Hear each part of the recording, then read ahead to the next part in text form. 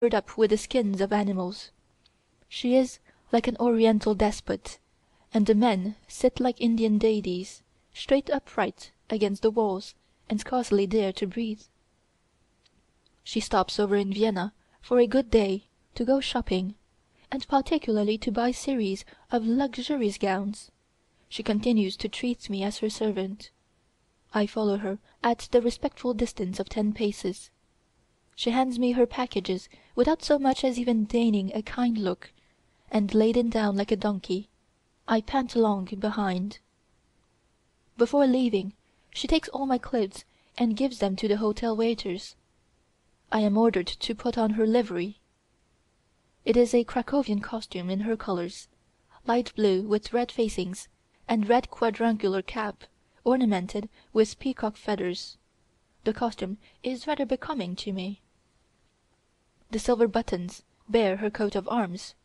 I have the feeling of having been sold, or of having bonded myself to the devil.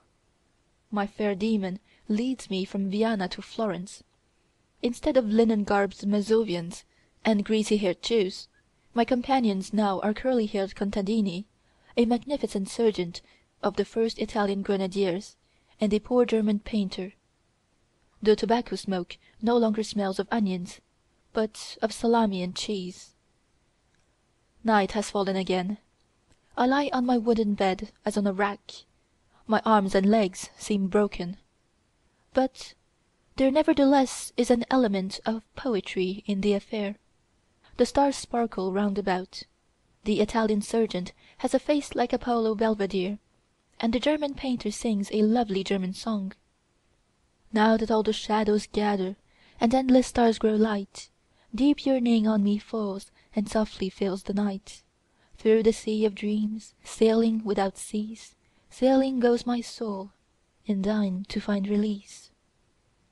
I am thinking of the beautiful woman who is sleeping in regal comfort among her soft furs. Florence. Crowds, cries, importunate porters and cab-drivers. Wanda chooses a carriage and dismisses the porters.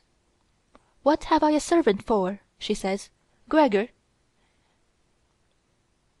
here is the ticket. Get the luggage." She wraps herself in her furs, and sits quietly in the carriage while I drag the heavy trunks hither, one after another. I break down for a moment under the last one.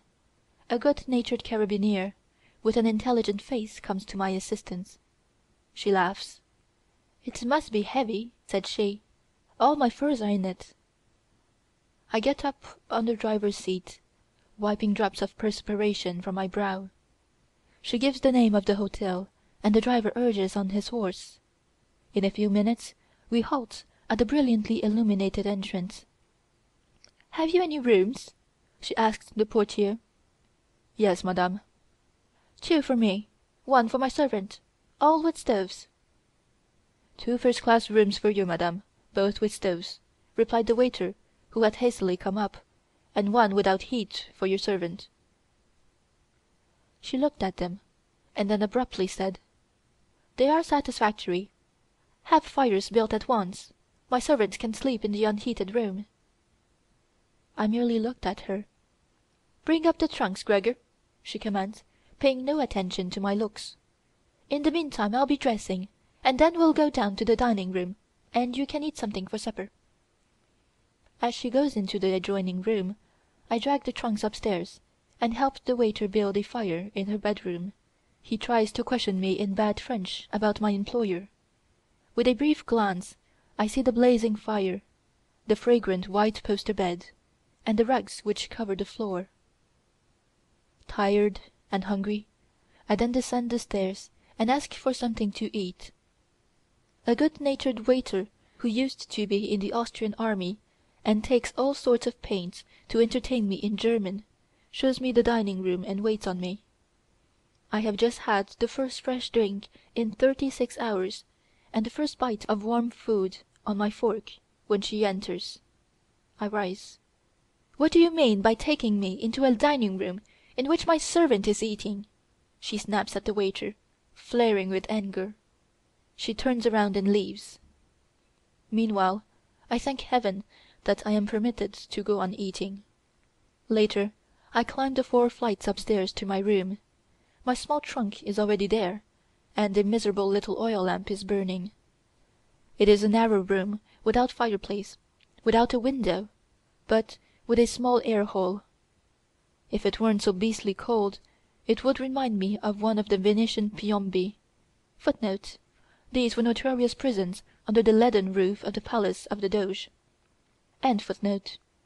Involuntarily, I have to laugh out aloud, so that it re-echoes, and I am startled by my own laughter. Suddenly the door is pulled open, and the waiter with a theatrical Italian gesture calls, "You are to come down to Madame at once." I pick up my cup, stumble down the first few steps, but finally arrive in front of her door on the first floor and knock. "Come in." I enter, shut the door, and stand attention. Wanda has made herself comfortable. She is sitting in a negligee of white muslin and laces on a small red divan with her feet on a footstool that matches. She has thrown her fur cloak about her. It is the identical cloak in which she appeared to me for the first time as goddess of love.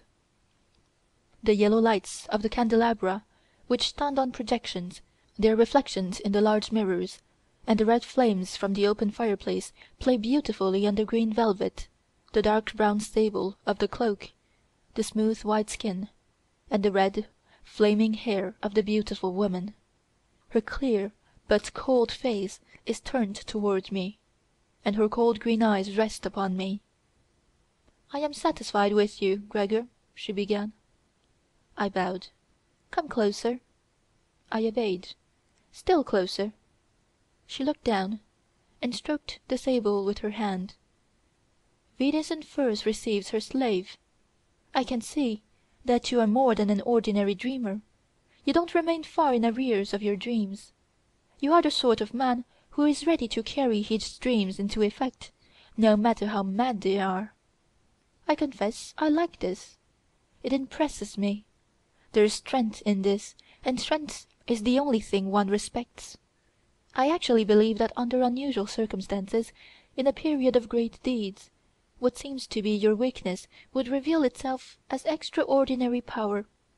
Under the early emperors you would have been a martyr; at the time of the Reformation, an Anabaptist; during the French Revolution, one of those inspired Girondists who mounted the guillotine with the Marseillaise on their lips.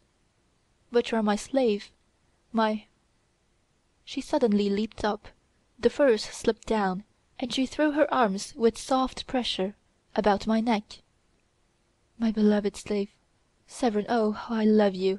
How I adore you! How handsome you are in your Krakovian costume! You will be cold tonight up in your wretched room without a fire. Shall I give you one of my furs, dear heart, the large one there?" She quickly picked it up, throwing it over my shoulders, and before I knew what had happened I was completely wrapped up in it. "How wonderfully becoming furs are to your face! They bring out your noble line. As soon as you cease being my slave you must wear a velvet coat with sable, do you understand? Otherwise I shall never put on my fur jacket again." And again she began to caress me and kiss me. Finally she drew me down on the little divan.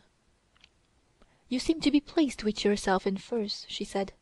"Quick, quick, give them to me, or I will lose all sense of dignity." I placed the furs about her, and Wanda slipped her right arm into the sleeve. "This is the pose in Titian's picture. But now enough of joking. Don't always look so solemn, it makes me feel sad.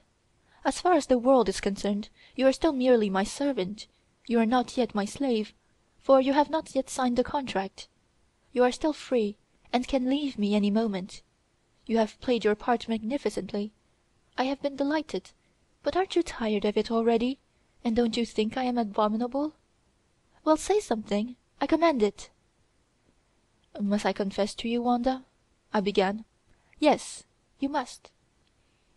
"Even if you take advantage of it," I continued, "I shall love you the more deeply, adore you the more fanatically, the worse you treat me. what you have just done in